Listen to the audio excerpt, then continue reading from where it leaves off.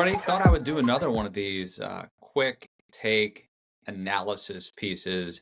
And the big story today, of course, is former RNC Chair Ronna McDaniel, who just is controversial. She just got hired to be a pretty lucratively paid commentator at NBC News. Apparently, MSNBC says, we don't really want you coming on here. But she was on Meet the Press on Sunday, had a fairly controversial interview. I mean, even if you put aside the media part of the story, she said some interesting things that I think are worth discussion and analysis here. Let's go to the tape. I'll see you on the other side. Says one of his first acts, if he is reelected to a second term, would be, quote, to free those charged and convicted of crimes related to January 6th. Do you support that? I want to be very clear. The violence that happened on January 6th is unacceptable. It doesn't represent our country. It certainly does not represent my party. We should not be attacking the Capitol. We should not be having violence. I said it that day. I put a statement out that day that this is not acceptable. If you attacked our Capitol and you've been convicted, then that should stay. All right. Trump calls those people hostages, by the way. So let's just put that in context. Stay. So then, but to the question, though, do you disagree with Trump saying he's going to free those who've been charged? I do not think people who committed violent acts on January 6th should be freed. So you disagree with that? He's been saying that for months. Ronna, why not speak out earlier? Why just speak out about that now? When you're the RNC chair, you kind of take one for the whole team, right? Now I get to be a little bit more myself, right? So when you're the RNC chair, you take one for the team. When you're a star, they let you do it. They let you get away with it, whatever it was. I think this is a stunning thing that she just said. It's that when you're the RNC chair, you take one for the team. Now that I'm a pundit, I get to tell you the truth. I get to tell you what I really think. Take one for the team. To me, this is key. And, in Christianity, a big question is, who is your neighbor? You can answer that question. It answers a lot. Is my neighbor literally someone who lives next to me, or is a stranger also my neighbor? I think in politics right now, in modern era, the big question may be, who is your team? Is the Republican, if you're a Republican, is the Republican Party your team, or are you on Team America? I'd like to think I'm on Team America, that I would prioritize the country, the Constitution before Donald Trump and loyalty to Donald Trump. But very clearly, Ronna McDaniel believes that her team is Donald Trump. Her team is the Republican Party, even if prioritizing that means going against the Constitution, going against the country.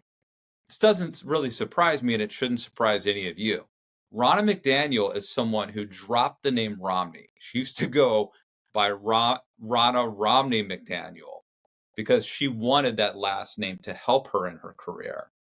And as soon as Donald Trump asked her to, she dropped it. She quit calling herself. And then she actually took sides against the family, criticizing Mitt Romney publicly when he voted to impeach Donald Trump.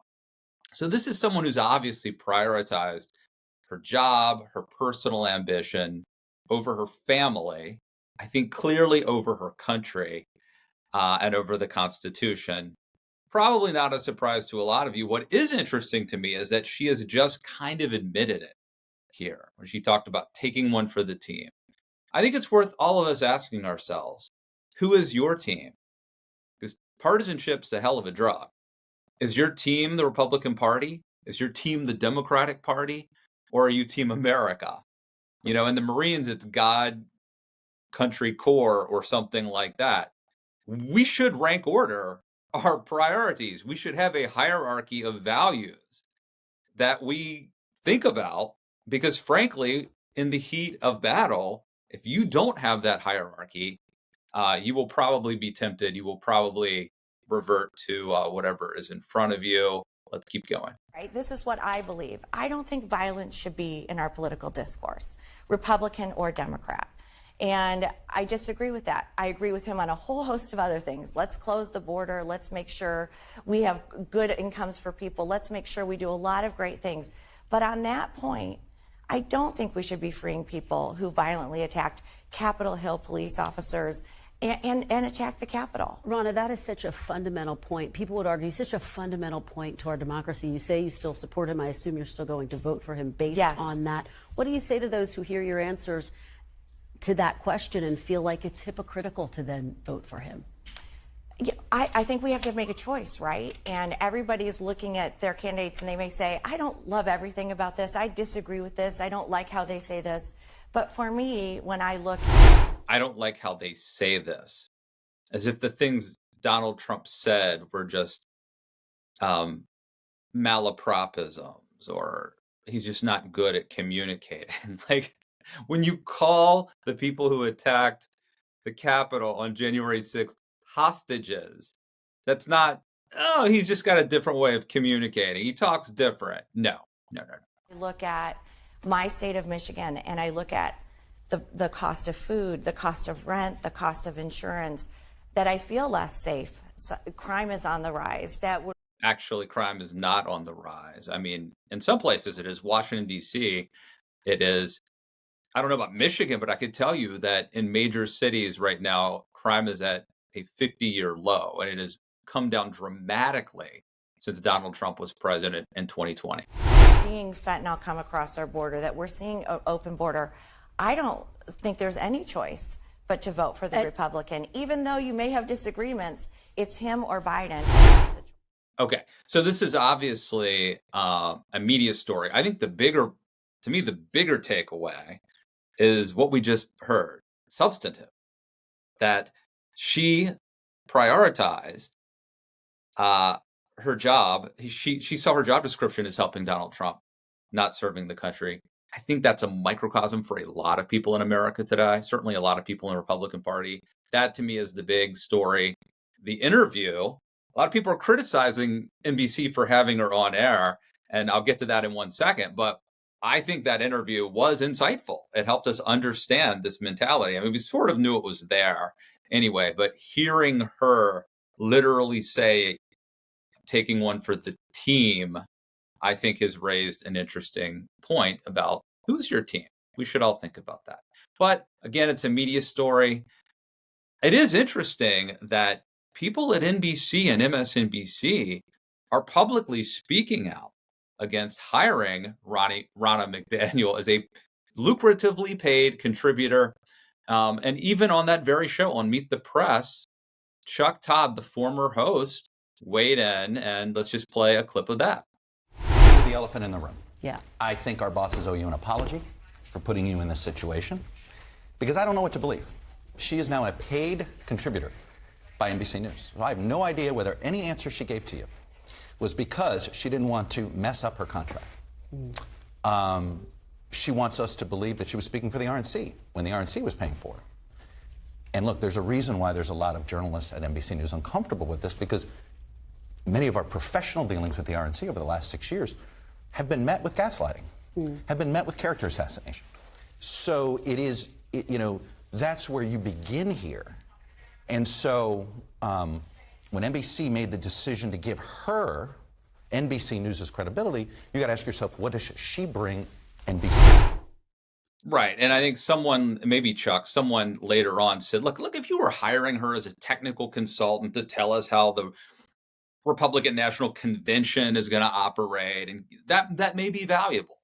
But having her come on as a pundit, as a commentator, like, what is she going to tell you? What insight does she have that no one else has? You could, first of all, you're not going to win over Trump supporters. They don't like Ronna McDaniel. They don't trust her. So having her there, it's not like a bunch of right-wingers are going to start tuning in to see her. So it doesn't bring you an audience. I don't think it brings you sort of credit. Your fan base, your core fan base, if you're at NBC, probably can't stand her. Obviously, there are internal problems with journalists who do not trust her and do not like the fact that she attacked them in the past.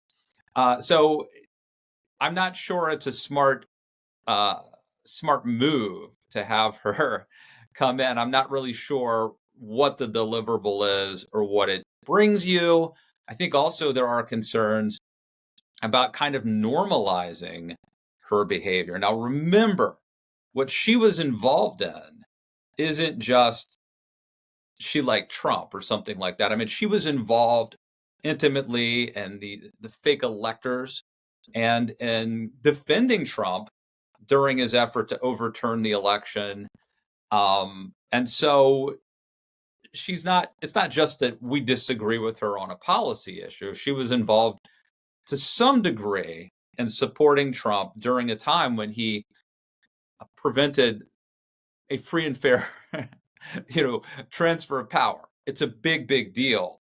And so when a person like that, who does things that are beyond the pale, including attack journalists at your outlet, then gets hired and you pay them a lot of money, it normalizes the kind of behavior that she was a part of, and I think even incentivizes more of it. So you could say that it's a moral hazard, so to speak, to hire someone like her and treat them as just like a normal person, like she was, I don't know, Haley Barber, or like she was, I'm trying to think of a good example, Dana Perino, when she was press secretary for George W. Bush. Like, this isn't hiring a former Republican operative to give you a diversity of opinion and some insight into the administration. It's a little bit heavier than that. It's a little bit, I think, more problematic than that. And that is why people like Chuck Todd and a lot of other people, I think, are pretty bravely speaking out against it. Okay, so I want to move on to a different story, but I think one that is somewhat related in some aspects, and I'll get to that in a second. But here we have former Speaker of the House Kevin McCarthy was on TV giving advice to current Speaker of the House Mike Johnson about how to handle threats that there'd be a motion to vacate and that there may be an attempt to oust the new speaker from his position. Let's watch the clip. I would give to the conference and to the speaker is, do not be fearful of a motion to vacate. I do not think they could do it again. That was surely based on Matt Gaetz trying to stop an ethics complaint. I don't think the Democrats will go along with it too. Focus on the country, focus on the job you're supposed to do, and actually do it fearlessly. Just move forward. That's good advice. And let me just say, though, the thing I don't like about it is I think Kevin McCarthy is framing this decision to do the right thing. See, I told you we'd get back to the comparisons to Ronna McDaniel. Kevin McCarthy's saying do the right thing, do it fearlessly. But he's framing it as because you can get away with it. Because they've already tried to oust me, Kevin. They're not going to do it again. And so I like that he's urging bravery and leadership. The thing I don't like is he's saying, yeah, because you can probably get away with it. I think that the smart thing to do is to be brave, to take a chance. Like, what good is it? Imagine serving in Congress and making it to becoming Speaker of the House. This job that was held by, Tip O'Neill and I think Sam Rayburn and all of these, I know Lyndon Johnson was in the Senate, Master of the Senate, but if you get to be the leader of your chamber, and yet nowadays it's really herding cats. You're not the boss of anybody. You're not a power broker. You're basically, a bitch. You do what you're told. And what good is it to be speaker and to have that happen? I just don't understand why you would do that. So I think bravery is more important. Let's continue. Forward. Patrick McHenry, one of your lieutenants, said you can either die as speaker and worry about them taking you out or live every day as your. I think she went on to say, live every day, maybe to the fullest. I'm not sure, but I think that's the key. This is actually true in life, not just as Speaker of the House. You can live in fear that something bad is going to happen to you, and it probably will, maybe more likely. They say in sports, like if a football player is trying to avoid injury, that's the most dangerous thing you can do. You're more likely to get injured if you're thinking about it. Or you can do the right thing. You can be courageous. You can be a leader and live life to its fullest. And good things might happen. But either way, if you're living life in fear, you die 2 deaths. And if you're taking chances, seizing the opportunity, doing the right thing, doing it courageously, you have a chance of greatness. And either way, you die, right? I mean, so you might as well do it right. Do it your own way, and do something you can be proud of. I don't understand why you wouldn't. So I think it's good advice from Kevin McCarthy. Again, I don't like that he framed it sort of from a position of weakness, or like in this case, you can get away with it, so do it. No, do it anyway. I wish Kevin McCarthy had taken his own advice. And this is where I think these 2 stories today converge, the Ronna McDaniel story and Kevin McCarthy's advice.